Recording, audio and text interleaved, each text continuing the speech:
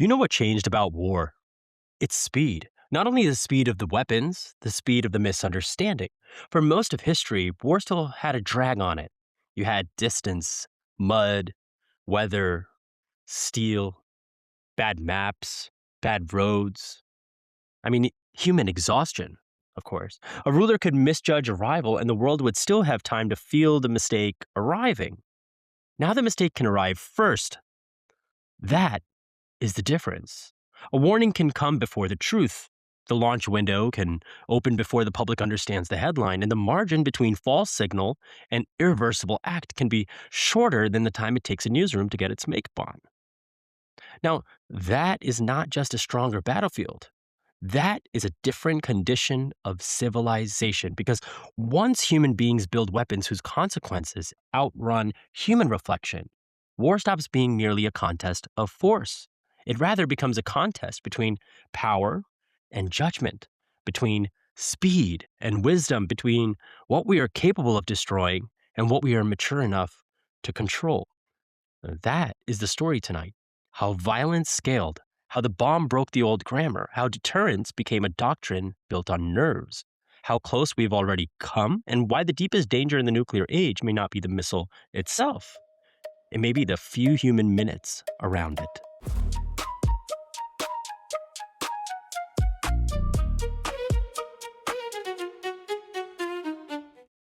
All right, back in the chair. Tonight, I want to do something the modern information economy hates: slow things down. No apocalypse cosplay, no end of the world clickbait, no false certainty dressed up as gravitas. Just scale, just structure, and just consequence. Because once you understand what modern war actually is, the conversation changes. It gets quieter and much, much heavier. For most of human history, one person could kill one person at a time. Then came the spear, then the bow, then the musket, then the machine gun, then artillery industrialized distance, then aircraft industrialized the civilian dead, then strategic bombing made entire cities part of the target set. And then nuclear weapons arrived and changed the category altogether. That is what this episode has to make impossible to miss. The story is not that weapons got incrementally better. The story is that the ratio between one human decision and the amount of ruin it can produce became absurd. One person used to end one life, then 10, then hundreds, then thousands, then entire cities. At a certain point, this stops being advancement in the ordinary sense. It becomes a break in the scale of human affairs. And if you want a clean historical hinge for that break, well, it is the Manhattan Project. That was the moment scientific brilliance, state power, industrial capacity, and wartime urgency all got married under one roof. Oppenheimer later reflected on what atomic physics had done to the common sense itself, the way the subject forced scientists to reconsider the relationship between intuition and reality, which is another way of saying we built something so powerful that even the people closest to it understood the human mind had not caught up. Now let's get precise, because nuclear weapon is not one thing. An atomic bomb is a fission weapon. It splits heavy atoms like uranium or plutonium and releases massive amounts of energy. A hydrogen bomb is thermonuclear. It uses fusion, forcing light nuclei together after a fission trigger has already kicked the door in. That distinction matters. Fission gave us Hiroshima and Nagasaki. Fusion opened the age in which yields stopped being discussed mainly in kilotons and started being discussed in megatons. A kiloton means the force of 1,000 tons of TNT. A megaton means 1 million. Now, that's not just a larger number. That's the moment the scale begins to humiliate our moral intuition. Hiroshima was roughly 15 kilotons. The immediate death toll was about 70,000, and around 140,000 were dead by the end of 1945. A typical modern strategic warhead can be around 150 kilotons, roughly 10 times Hiroshima. The Soviet Tsar bomb, the largest weapon ever tested, was about 50 megatons. That is more than 3,000 times Hiroshima. So when somebody shrugs and says, well, maybe just one nuke, what you are hearing is not realism, it is scale blindness. Now add delivery systems, because destructive force by itself is not the whole nightmare. The other half is time. An ICBM, an intercontinental ballistic missile, exists to compress geography. Broadly speaking, it launches in a boost phase, travels through midcourse outside of our atmosphere, and then re enters toward target. Now, the engineering is very impressive. The political implication is horrifying. It puts civilization on a clock. Then there are MIRVs, multiple independently targetable re-entry vehicles. One missile, several warheads, several targets. Then you have SLBMs, submarine launched ballistic missiles, which matter because they make retaliation survivable. That is what second strike capability is about. Not winning prettily, not winning nobly, surviving long enough to retaliate. That is the architecture of deterrence, not peace, not trust, but survivable retaliation. And the timelines are grotesquely tight. Mid course speeds can reach roughly 24,000 kilometers per hour. Flight times between superpowers can be on the order of 20 to 30 minutes. Depending on posture and warning quality, leaders may only have minutes to interpret an alert and decide how much of the future they feel like gambling with. That's the speed of error. Not speed as engineering, speed as moral compression. And this is where one of the dumbest myths in modern political culture strolls in wearing sunglasses. The button, the giant red button on the desk, the cartoon, the kindergarten version of apocalypse, the thing that our president might think actually exists somewhere. Reality is more layered than that, which unfortunately does not make it any more reassuring. There is no single theatrical button that vaporizes the world on cue.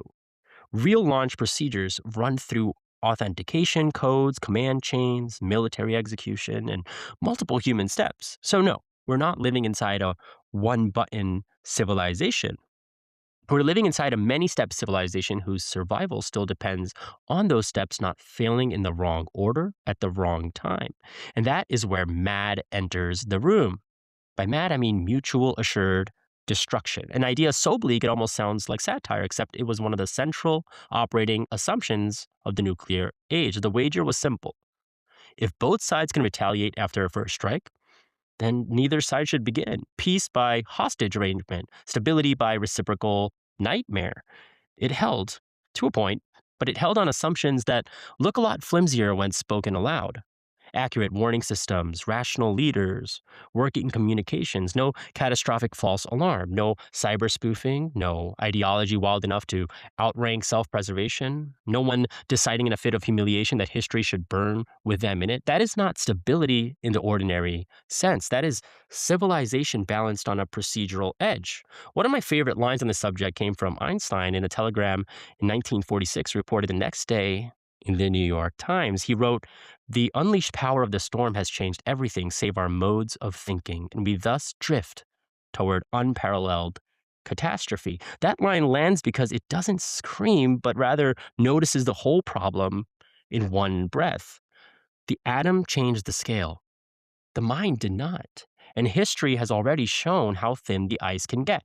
Let's go through some examples. Stanislav Petrov in 1983, a Soviet warning system falsely indicated incoming U.S. missiles. Petrov judged that the alert did not look like a real first strike, and he refused to escalate it the way the system expected him to. Vasily Arkhipov in 1962, a Soviet submarine isolated and under extreme pressure during the Cuban Missile Crisis, came frighteningly close to launching a nuclear torpedo. Arkhipov refused. Able Archer in 1983, a NATO exercise became realistic enough that Soviet leadership feared it might be cover for an actual strike. The Norwegian rocket incident in 1995, a scientific launch was briefly misread by Russian systems as something much worse. The lesson is not that the system worked beautifully. The lesson is that specific human beings interrupted the script. They hesitated. They doubted the screen. They declined to let fear wear the costume of certainty. Civilization has survived not only because deterrence was elegant, it has survived because more than once, somebody kept their head while the machine was trying to lose its own. And that is the part that should stay with you. The danger is not only the bomb, it's the interval, the few human minutes in which error can harden into event into catastrophe, the few interpretations that can turn noise into launch, the few souls sitting inside systems too fast for comfort. That is where history becomes intimate in a rather ugly way, not in speeches, but rather in minutes. Now, let's widen the frame because when people picture nuclear war, they usually picture the flash and they stop there, the skyline erase, the fireball, the overpressure. Granted, all of that is real, but none of those are sufficient. A nuclear detonation means blast overpressure, thermal radiation, prompt ionizing radiation, fallout, infrastructure collapse, medical collapse, communications failure, contamination, mass fire, panic, displacement. And a limited exchange is only limited if your imagination is provincially lazy. Even a regional nuclear war could inject enough soot in the atmosphere to cool the planet, damage harvests, and push food systems into starvation. Even a small war involving around 100 Hiroshima scale bombs could lower global summer temperatures by 1 to 2 degrees Celsius for a year or two. Some models show food supply in large exchange scenarios failing by double digit percentages over time. That is one of the coldest truths in the entire subject. Modern war can exceed the grievance that began it. Physics doesn't care whose cause sounded righteous. Radiation doesn't care whose grievance felt older. The atmosphere doesn't care who delivered the better press conference. Matter is brutally unimpressed by slogans. And now we arrive at the deeper problem because the danger here is not only mechanical, it is epistemic. It is about how human beings decide what is true. Science matters, not because scientists are saints. They aren't. Science matters because, at its best, it contains a mechanism for correction. You could be wrong. You can rerun a test. You can revise the claim. You can lose an argument and still keep your dignity. That is a civilization saving habit. Now, dogma's different. Religious dogma, national dogma, secular dogma, ideological dogma. Pick your poison. The issue is not whether a worldview calls itself religious or rational. The issue is whether it still permits correction. Because once a system of thought becomes allergic to doubt, force begins to look attractive. A scientist would say, "Show me again." A fanatic would say, "How dare you ask?" That difference may be one of the main fault lines of history, and maybe that is why another line has always stayed with me. Speaking to the United Nations General Assembly in New York in 1987, Reagan said, "Perhaps we need some outside, universal threat to make us recognize this common bond.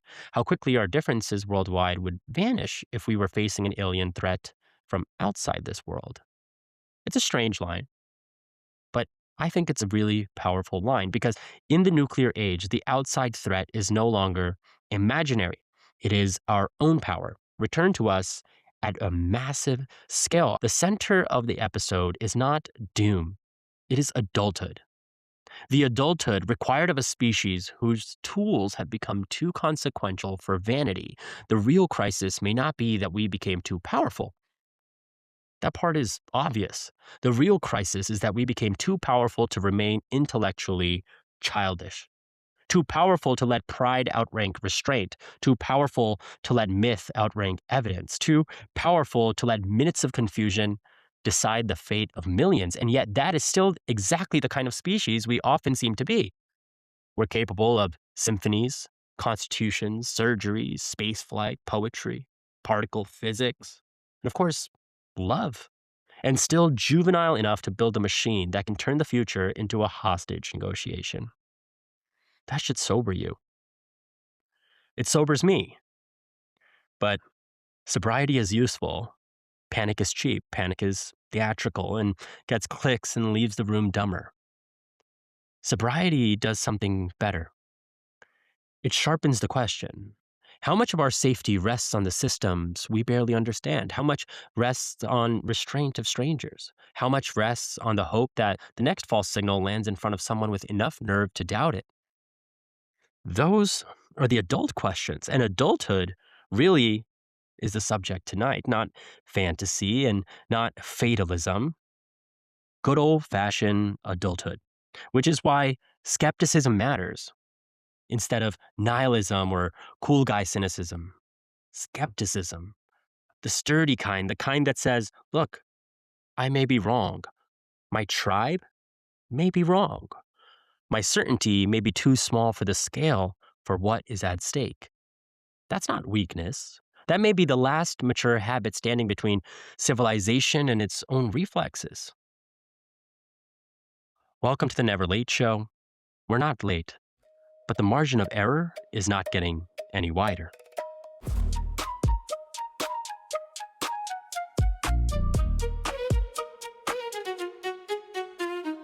All right. Thank you for tuning into this episode. Your support means a lot. If you haven't seen episode 1 or 2, or even listened to it on podcast channels, I urge you to. Your support means the world, and stay tuned for future topics. If you have any suggestions, they're always welcome. And be sure to like and subscribe or share the content if it resonates with you. It definitely helps the channel grow and supports my work. Thank you. Cheers.